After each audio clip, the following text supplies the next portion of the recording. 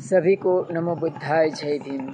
आज बहुत ही पावन पवित्र भाद्रपदी पूर्णिमा का दिवस है।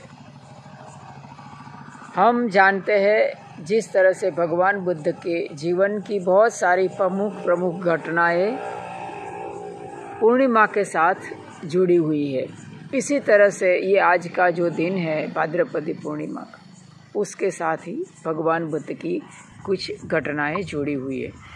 शुरू करने से पहले आप सभी को, जितने भी लोग हमारे चैनल व्हील ऑफ धम्म को देख रहे हैं और बाकी सब उपासक उपासिकाएं हैं, सबके प्रति भाद्रपदी मधु पूर्णिमा की खूब खूब मंगल कामना करता हूं।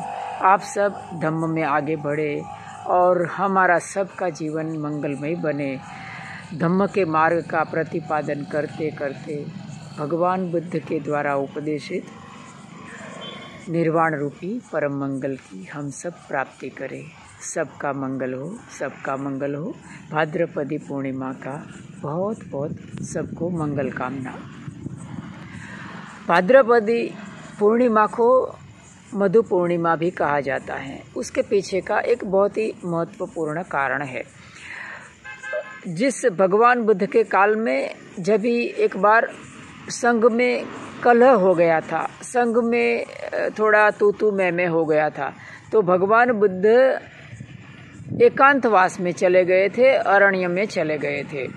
तो अरण्य में चले गए, उन्होंने एकांतवास किया था। उस समय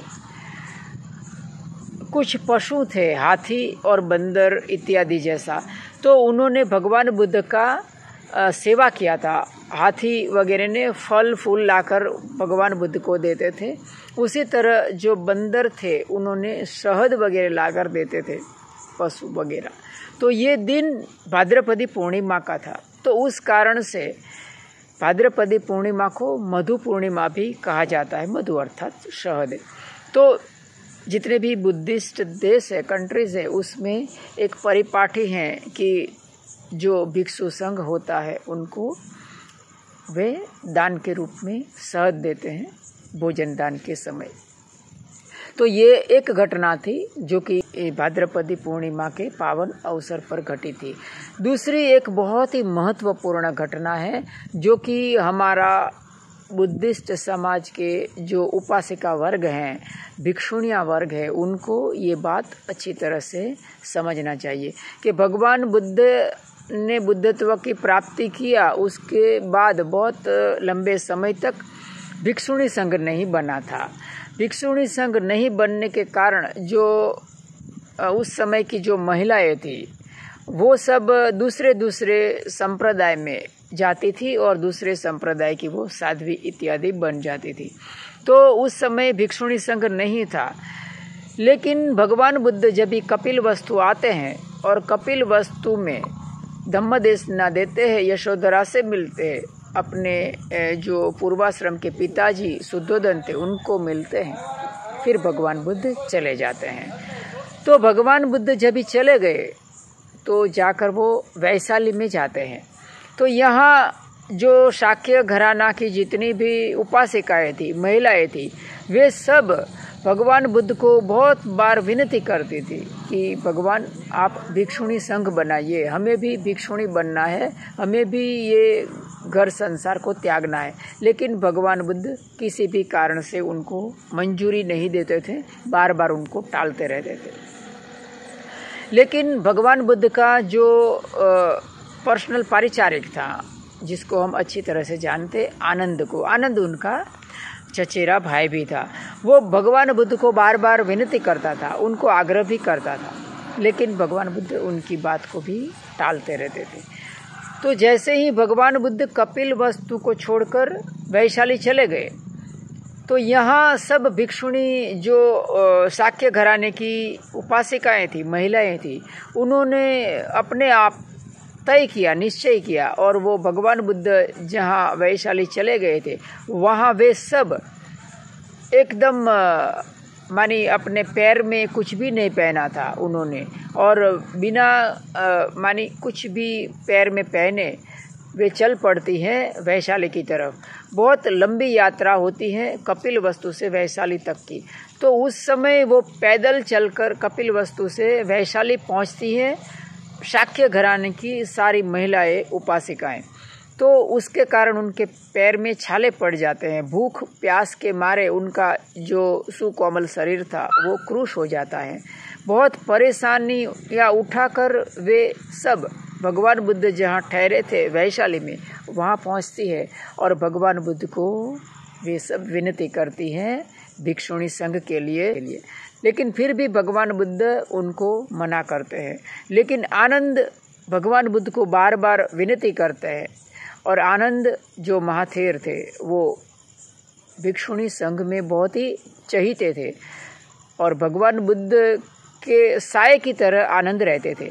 तो भगवान बुद्ध आखिर आनंद की बात के साथ सहमति जताते हैं और भिक्षुणी संघ के लिए वे उनको मंजूरी देते हैं। तो जिस दिन भिक्षुणी संघ का गठन हुआ वो पावन पवित्र अवसर आज का भाद्रपदी मधु पूर्णिमा का था। तो ये इसीलिए जितने भी उपासिका वर्ग है, जो भिक्षुणी वर्ग है, उन्हों भी ये पावन पवित्र जो भाद्रपदी पूर्णिमा का है बहुत ही मायने रखता है। एक दो और भी घटना के बारे में कहा जाता है कि आज के दिन भगवान के काल में जो अध्ययन होता था भगवान बुद्ध का, उस समय में कोई भी भाषा लिपिबद्ध नहीं थी, सब ऐसा कंठस्थ किया जाता था। इसीलिए उस समय में त्रिपिटकधारी भी लोग हुआ करते थे जो तीनों पिटक को कंठस्थ किए हुए थे। तो भगवान बुद्ध के जितने भी भिक्षु थे वे सब भगवान बुद्ध की वाणी को कंठस्थ करते थे। जैसे कि आनंद था, तो आनंद को उस समय का वो धम्म भंडारी कहा जाता था। मानी उनको भगवान बुद्ध के जो 84 स्कंद है उसमें से 82,000 स्कंद उनको कंठस्थ थे। तो इस तरह कंठस्थ किया जाता था क्योंकि उस समय कागज पत्र नहीं था, कहीं पर लिखावट उस समय नहीं थी, इसीलिए धम्मवाणी को कंठस्थ किया जाता था।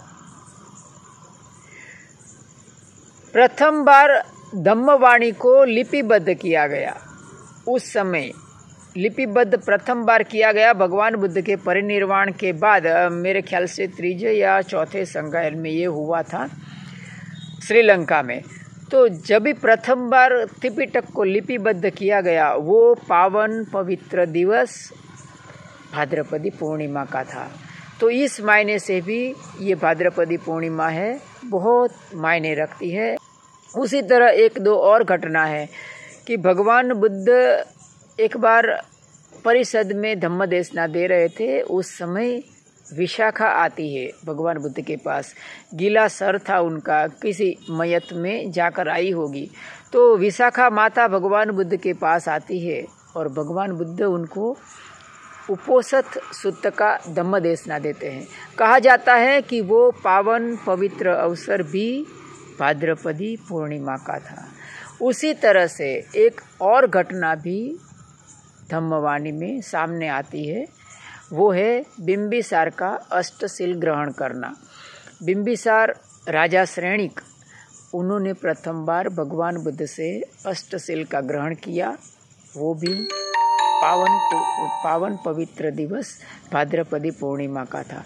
तो इस तरह से हम तो सब जानते हैं कि भगवान बुद्ध के जीवन के साथ सब पूर्णिमा किसी न किसी रूप से जुड़ी हुई है। तो इसी तरह से भाद्रपद की पूर्णिमा है वो भी इसके साथ जुड़ी हुई है। तो जितने भी उपासक उपासिका वर्ग है उनको आज का जो पावन पवित्र दिवस है भाद्रपदी पूर्णिमा मधु पूर्णिमा का, उस ये दिन पर उपोषित रखना चाहिए, अष्टशील ग्रहण करना चाहिए किसी भी भिक्षु के पास। और अष्टशील ग्रहण करना भगवान बुद्ध ने कितना उनका पुण्य पारमी बताया है। हम जब अष्टशील ग्रहण करते हैं तो उसका बहुत ही हमें पुण्य मिलता है। और एक बात है कि जितने भी लोग चैनल व्हील ऑफ धम्म को देख रहे हैं और भी उपासक उपासिका वर्ग है, वो यथाशक्ति दान देकर अपनी पुण्य पारमी अर्जित कर सकते हैं। तो आप सब लोग यथाशक्ति दान देकर पुण्य पारमी अर्जित कर सकते हैं। सबको फिर से एक बार भाद्रपदी मधु पूर्णिमा का बहुत बहुत मंगल कामना। आप सबका जीवन मंगलमय बने। हम सब भगवान बुद्ध ने बताए हुए मार्ग के ऊपर आगे बढ़ते बढ़ते निर्वाण रूपी परम मंगल की प्राप्ति करें। सबका मंगल हो, सबका मंगल हो, सबका मंगल। साधु साधु साधु।